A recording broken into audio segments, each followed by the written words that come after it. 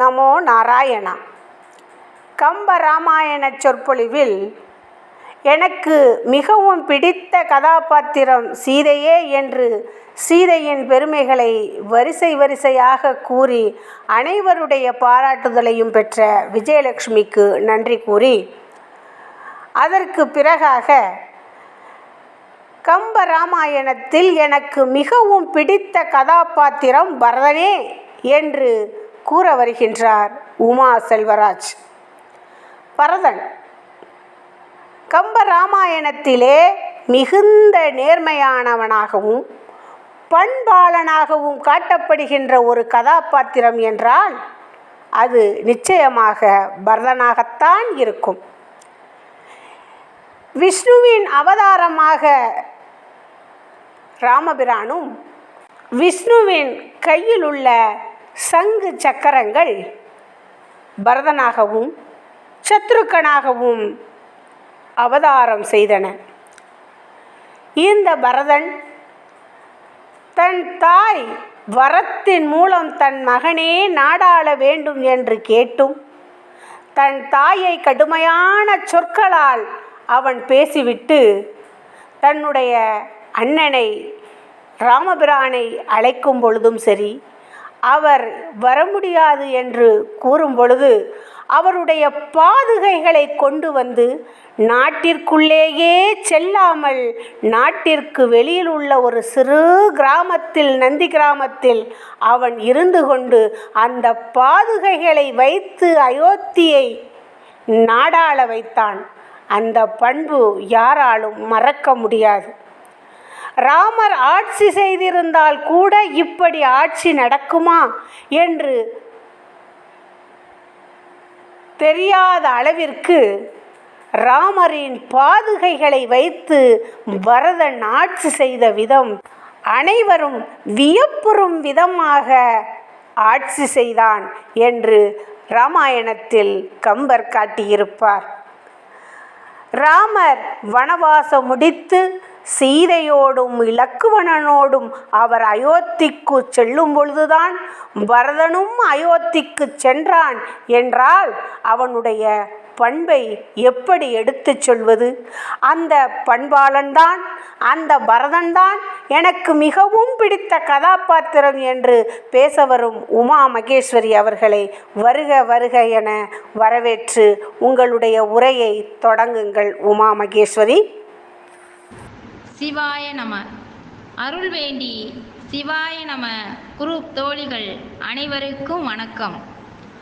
இதிகாசங்களின் கதையில் எனக்கு பிடித்த கதாபாத்திரம் பரதன் பற்றி பார்க்கலாம்.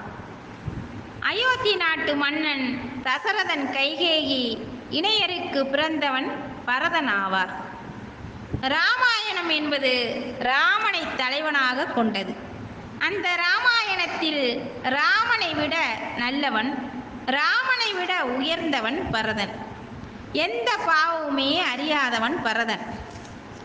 எல்லோரும் நினைத்தார்கள் அரசாள பரதனுக்கு ஆசை என்று. கைகேயி நினைத்தால் பரதனுக்கு அரசாள்வதில் சந்தோஷம் என்று.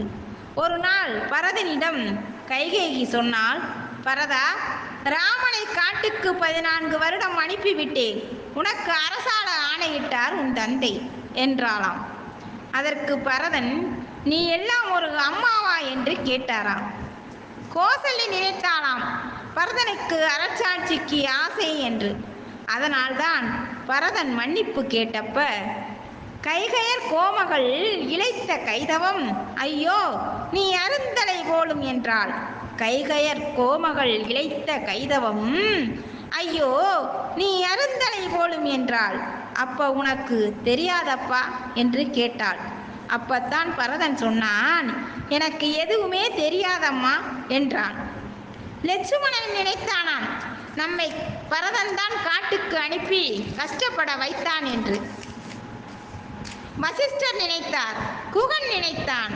குகன் சொன்னான், பரதன் அண்ணனை வரவேற்க வரும்போது பரதனை நான் என்ன பண்றேன் பார் என்று குகன் ஆத்திரத்தில். ஆனால் ராமன் ஒருவன் மட்டும் நினைத்தான், பரதன் நல்லவன் என்று. ரொம்ப உயர்வா லட்சுமணன் கிட்ட ராமன் சொல்கிறார், பரதன் நல்லவன் என்று. லட்சுமணன், அண்ணா, நாட்டு ராஜ்யத்துக்காக வாலியை கொல்ல சொன்னான் சுக்கிரீவன். பதவிக்காக, ஆட்சிக்காக ஆசைப்பட்டு. இவனை எப்படி நம்புவது என்றாராம் லட்சுமணன். அதற்கு ராமன் சொன்னாராம், எல்லாரும் பரதன் மாதிரி தம்பி ஆவாரோ, எல்லாரும் பரதன் மாதிரி தம்பி ஆவாரோ என்று. எண்ணாயிரம் வயிற்றில் பின் பிறந்தார்கள் எல்லாம் ஒத்தாய் பரதன் பெரிதும் உத்தமன் ஆவதென்றோ. எண்ணாயிரம் வயிற்றில் பின் பிறந்தார்கள் எல்லாம் ஒத்தாய் பரதன் பெரிதும் உத்தமன் ஆவதென்றோ. எல்லாரும் பரதன் மாதிரி உத்தமன் ஆவதென்றோ என்றாராம் ராமன். ஏன் லட்சுமணனை சொல்லவில்லை, பரதனை சொன்னார். பரதன் உத்தமன் என்று. உத்தமன் என்றார் புனிதமானவன். ஆதவன், மத்தியவன், உத்தமன். ஆதவன் அடுத்தவர்களை அழித்து தான் மட்டும் நல்லா இருக்கணும் என்று நினைப்பவன் ஆதவன். மத்தியவன் தானும் நல்லா இருக்கணும், அடுத்தவனும் நல்லா இருக்கணும் என்று நினைப்பவன் மத்தியவன். உத்தமன் என் பெயர் கெட்டாலும் பரவாயில்லை, அடுத்தவர் நலனுக்காக நான் பாடுபடுவேன் என்று நினைப்பவன் தான் உத்தமன். அவன்தான் பரதன் என்றாராம் ராமர்.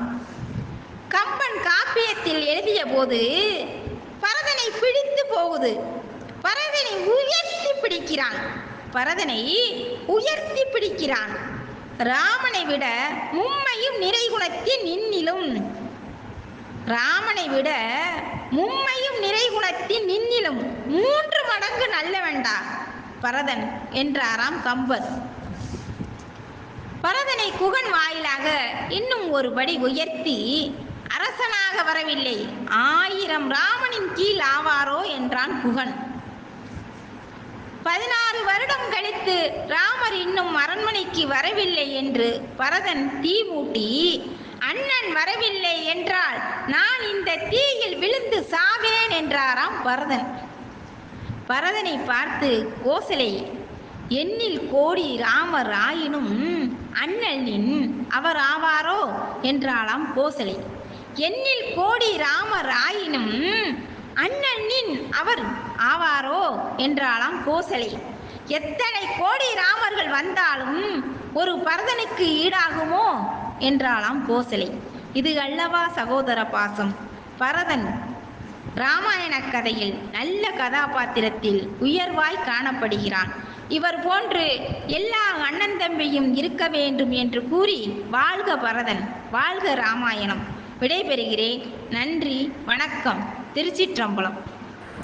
அருமை அருமை. கம்பராமாயணத்தில் எனக்கு மிகவும் பிடித்த கதாபாத்திரம் பரதனே என்று பேச வந்த உமா மகேஸ்வரி, பரதன் உத்தமன் என்றும், எத்தனை கோடி ராமர்கள் வந்தாலும் ஒரு பரதனுக்கு ஈடாகுமோ என்று ராமனின் தாய் கோசலை சொன்னதாக இங்கே பதிவு செய்துள்ளார். தன்னுடைய கருத்தை ஆழமாகவும் ஆணித்தரமாகவும் செய்யுளை சொல்லி அதற்கு பொருளையும் சொன்ன உமா மகேஸ்வரியின் பேச்சு திறமையை பாராட்டி மகிழ்கின்றோம்.